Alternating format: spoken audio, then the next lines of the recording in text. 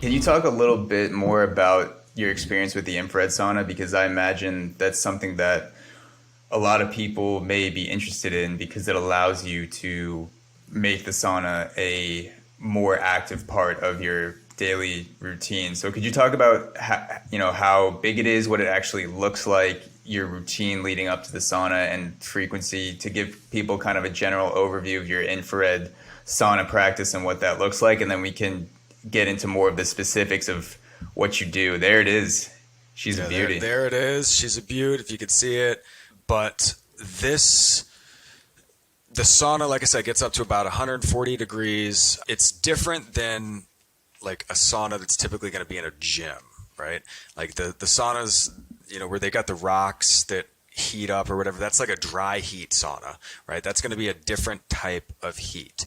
The infrared supposedly kind of penetrates a little bit deeper into your body, right, and has some benefits there, right, with that infrared.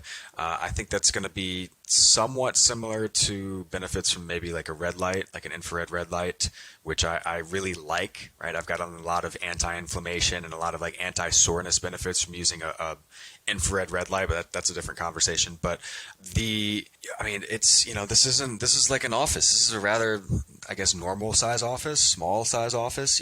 It's not even like labeled a bedroom. It's labeled an office. And so the sauna fits in this space, and, ultimately it takes probably 15, 20 minutes to heat up, but, you build that into whatever you're doing, and it gets to 140 degrees in 20 minutes. And then that means I got 40 minutes, if I don't press any other buttons to, to rock, Yeah. Yeah, for people that are just listening to this, Dave is showing the sauna on the YouTube version. It looks like It's like phone booth size.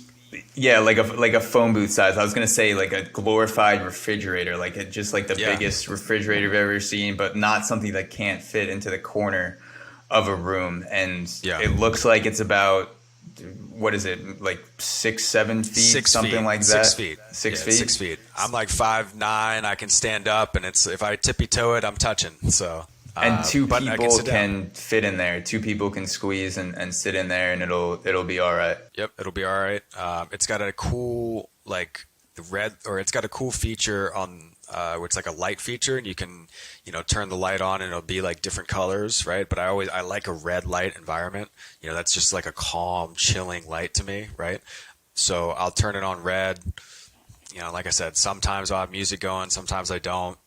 But I do keep magazines in there, right? I keep, a couple different books in there, and, especially books that you can kind of like flip to, right? It's not necessarily the best to just, if you're trying to read a novel, that's going to be tough. But if I can flip through a book, I've got a couple books in there that I'll spend some time with every now and then. So.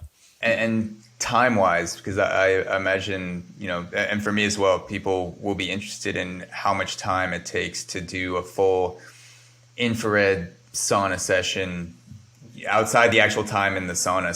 So how long do you, or when would you turn it on? When does it kind of heat up and get going? Because I've seen different time estimates on how long the sauna takes to heat up. So when do you usually flick it on? When do you get in? How long do you stay in for on average? And kind of give us a overview of the actual time frame of a sauna session in the infrared sauna. In an infrared sauna, right, it takes at least 20 minutes to heat up, to get into that like mid 130s range. I found that this sauna like will top out at 140, and then it'll kind of like go back down, and I like hit the up button on the heat, and it's still like set at 140. I'm like, what the fuck, But so it'll be like 140, and then like high 130s. It'll kind of sit in that range. It takes me, so let's say that's the first 20 minutes, right? So I hit go, right? 20 minutes is it heating up, right? I get in, let's call it 40 minutes left.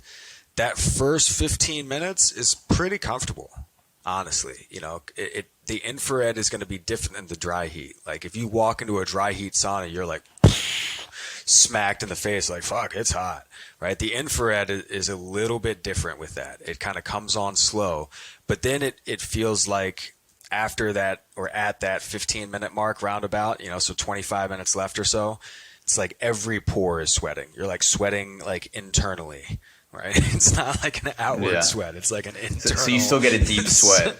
Oh, you still yeah. get a deep sweat in there. Oh yeah, for sure. You know, and then it's a matter of like how long you want to be in for.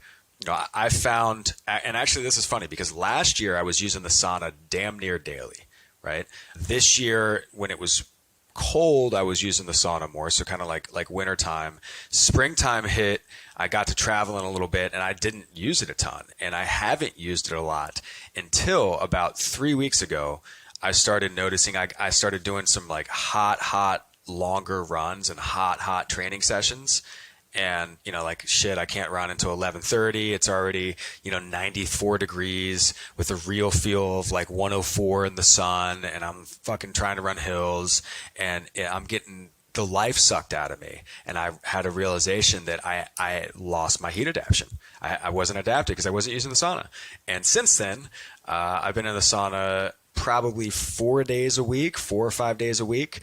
If I'm on my shit, I'm up, I wake up, I hit go on the sauna, I drink my water, I do a lap. We got like a 1 mile little loop that I do. And by the time I get back 20 minutes later, I can get in the sauna and then it's pretty much nice and good and ready to rock. But I've noticed that I've been handling heat better, even in probably the 3 weeks that I've been working on that. So, hey guys, thank you so much for watching. As a reminder, you can become a premium subscriber today. Watch the full, uncut 2+ hour episodes of the Auxoro podcast, plus gain access to 2 bonus episodes every month at auxoro.supercast.tech. Link is also in the description. Thank you so much for supporting quality content from independent creators like myself. Cheers.